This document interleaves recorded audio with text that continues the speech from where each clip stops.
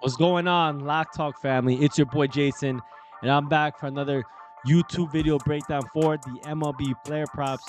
And hey, man, if you've been liking what I've been doing, hit that subscribe button, smash the like button for the YouTube algorithm, and leave a comment. You always have a chance to win a free daily card in premium with me. And we've been absolutely killing it, man. I gave out an absolute banger yesterday. Guardians money line minus 106. Beat the line movement, that closing line. They ended up killing it. They smoked Castillo, even though they were down 2-0 to start that game. But you gotta have faith. It's truly never over till it's over in baseball, man. Baseball is one of those sports where you could be up 8-0 and then lose the game. So, yeah, man, let's go kill it today. I got 3 player props, or 2 or 3 players that I want to target for today's games. And hey, if you've been liking what I've been doing, but you want to know exactly what I'm betting, get into premium. I can give you guys a free week in premium if you sign up with any of our partner apps down below in the description or the pinned comment. But let's get straight into it, man. I'm going to talk about the first player. We're going to talk about my man, Ryan Pepiot. So Ryan Pepiot, man, he got absolutely rocked the last time he played against the Atlanta Braves. Was looking really good and gave up like 5 runs, I believe, in the top of the 5th. But I'm going to be talking about one spot in particular that I do like for him. So we're going to be targeting his strikeouts. Yeah, he didn't get his strikeouts done in Atlanta, but he was on his way. He only pitched 4 innings, but had that really tough 4th inning where he got 5th inning where he got absolutely killed.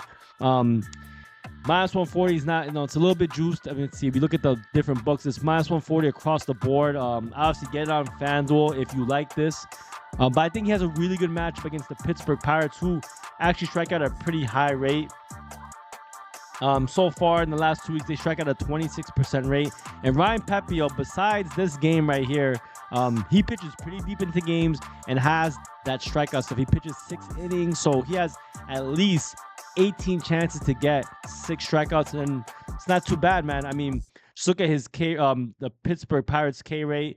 He has a 28% K rate over the season so far. And if you look at his pitch mix right here, take a look at the fastball. I mean, some of these guys do strike out a decent amount, and then even on the slider is where he's gonna absolutely crush them, bro. Look at the K rate for most of these players. I know you can't really see. Can you guys see some of these guys? Davis, Key Brian Hayes, Connor Joe. I mean, they strike out 22, 21%. I think his pitch mix could do damage against this Pittsburgh Pirates team. So whether you want to do his Ks or even his outs isn't a bad look either. If he does go 6 innings, I really do like his chances a lot. I also think this is not too bad either. It's a little bit tougher, obviously, if for some reason the Pittsburgh Pirates push up the pitch count, which he has pitched pretty like large amounts, like 89, 90 pitches. So he does have a decently long leash. So I still think he could get to, 6 innings. He has, I think, gone a few times. He hasn't got more than 6, but that's why I kind of like the strikeouts. I think if he does pitch pretty deep, that means he's doing well. He's probably striking guys out, and I mean, just given Pittsburgh's high K rate as of late, I do like his chances to get a bunch of strikeouts in this game. So I think we'll have a bounce back performance with Ryan Pepiot. He also, I don't know if you can see it here, but let me see if I can pull it up.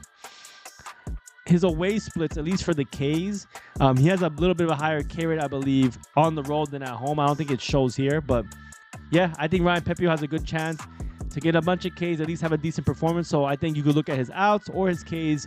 You could look at his earned runs as well. But I don't know. He's been giving it 4, 3, 5. I mean, but even so, he's still been pitching kind of deep. I don't think Pittsburgh will really do too much damage on him. So this could be another one you could do. You could do his under, but his under is really juiced at minus 2.5. So it goes to show that the books really don't think he's gonna get rocked in this game. All right, let's go to the next one. I'm gonna look at my phone right here.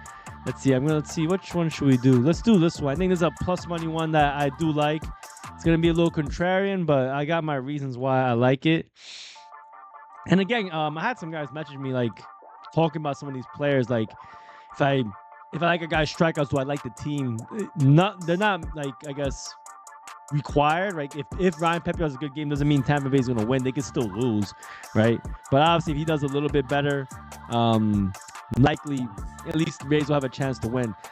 So I'm not doing the over. I actually like Grayson Rodriguez under 5.5 Ks, and you're gonna probably ask why. He's been fucking absolutely killing it. But the thing is, you're not taking into account who he's playing, man. Houston is actually one of the tougher teams to strike out. On the season, 19% strikeout rate. Grayson Rodriguez, even though he has the strikeout stuff, he is somewhat of a pitch to contact guy. He did strike out the Phillies, man, which is pretty impressive. I mean, the Phillies so far over the last 2 weeks, let me see how they've been doing. They 22% strikeout rate, so a little bit like basically league average. Tampa Bay, they actually strike out a pretty high rate, 25%. He went against Toronto. Toronto strikes at a pretty low rate, kind of similar to the Astros at 17%. So he didn't get over there.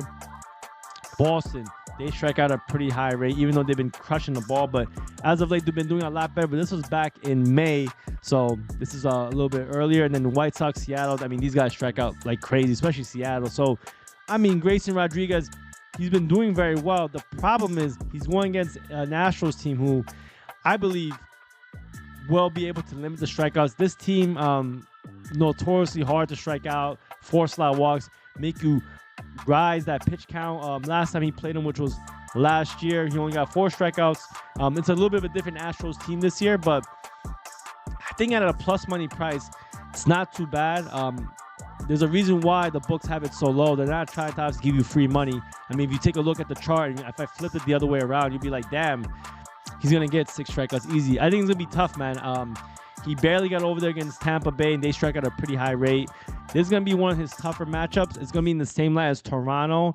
And even the Yankees, even though the Yankees, they do strike out at a decently high rate, at least recently. I don't know if in April, I can't remember how their strikeout rate was, but this will be one of his tougher matchups, and I think the Astros can limit the case here. Maybe he'll get 5 to 4 strikeouts. He might give up a run or 2. I mean, Yordan Alvarez has been red hot.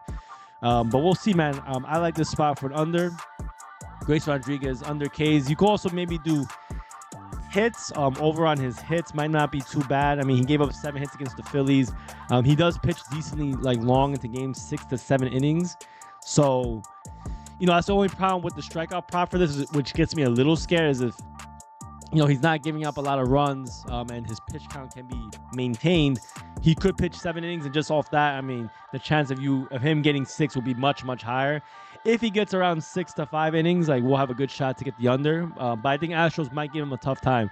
You got to remember, the Orioles are traveling for this game. They just played, obviously, against the Yankees, the Yankee Stadium.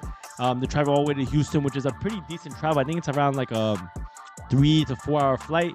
So, you know, maybe it affects the team a little bit. Maybe the team falls behind. I'm not sure. I'm not saying go bet the Astros or anything, but I do think Grayson, he could still have a good performance, but maybe not get as many Ks as what people expect. And all right, let's talk about the last player prop that I do want to talk about. Pull up my phone real quick. Got the phone. I'm sure you guys, I'm not fucking around. Let's see. All right. I like this. All right, let's do this one. Let's do a hitter prop, and this one, it's a little juiced, but I'm just giving you guys some props that you obviously can do with some other stuff. Let's see. All right, so I think this is a really good matchup. I'm not so bear with me, guys. I like Jesse Winker. I like him for over 1.5 hits, runs, and RBIs. It was minus 160 early. Now it's at minus 170, minus 165. So this line is moving. Jesse Winker is the designated hitter, the DH for the Nationals. And the reason why I like it is because he hits 3rd in the order right behind Lane Thomas and CJ Abrams. He's been on absolute fire, man. I mean, just take a look. 60% over the last 10, 80% over the last 5. And now he's going against Dakota Hudson, who's a fucking garbage can. I think he's easily going to get at least a hit. And if he gets a hit, he has a high chance of someone scoring like a Lane Thomas or a CJ Abrams, who may get on base before he even gets a chance to bat. We get over 1.5 hits, runs, and RBIs on the first at-bat, man. But he will get at least, 4 to 5 at-bats, maybe even more if they crush the Colorado Rockies. I think it's going to be another high-scoring game. There's a lot of wind, good weather for this game. And you take a look at his pitch mix. So we take a look at the pitch arsenal of Dakota Hudson. Likes to throw the sinker, and he likes to throw the slider. If you look at the sinker, very low K rate, high on base percentage for Winker. So I mean, I think Winker has a really, really, really good matchup. Oh, actually, you can't see it. Hold on, let me see. I move this up a little. Hold on. See, I moved this up a little bit. See, my bad. You guys couldn't even see this. So Jesse Winker on base percentage, weight 0.425 weighted average on expected base percentage, low K rate against that pitch, and that's been one of his heavier pitches. And then against the slider, a little bit of a higher K rate, but still really, really high expected weight on base average. The wOBA is super high, so I think Winker has an amazing matchup. I think he's a good parlay piece or lineup match. If you have a lineup on Prize Picks or Sleeper, you could definitely add him to that. I like Winker in the spot, man. So yeah, those are the 3 plays, man. I like Winker. One of his hitting props, obviously. But if you like anything else, let me see. Other ways you could play it, maybe you could do total bases, but total bases, I think it's a designated hitter because he might have guys on base. He might do a sac fly, something like that.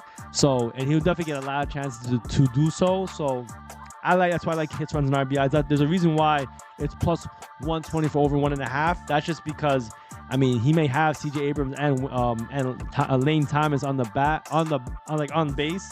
He get a double, get 2 runs in, get out for some reason, but. I like, again, Jesse Winker, hits, runs, RBIs. But yeah, guys, those are the 3 player props I like today. If you have any questions, you want to tap into premium, man, shoot me a DM on Instagram. Good luck, everyone. Let's have a great Payday Friday.